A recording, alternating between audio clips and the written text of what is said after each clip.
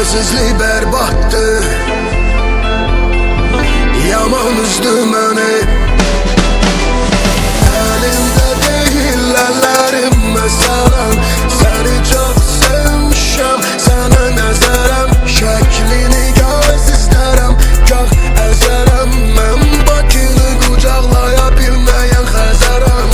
Əlimdə deyil əllərim məsələn, səni çox sevmişəm, sənə nəzərəm. Şəklini göz istərəm, gah əzərəm. Mən Bakını qucaqlaya bilməyən Xəzərəm.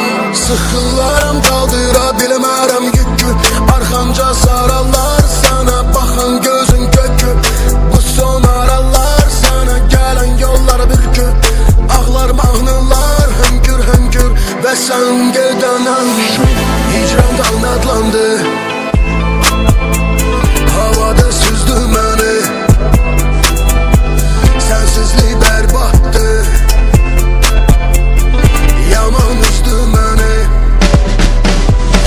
Əlimdə deyil əllərim məsələn, səni çox sevmişəm, sənə nəzərəm. Şəklini göz istərəm, gah əzərəm. Mən Bakını qucaqlaya bilməyən Xəzərəm.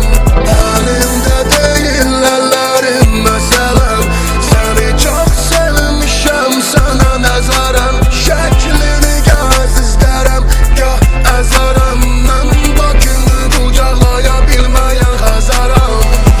Zamanı mənə qaytar, peşman olmaq verməz fayda.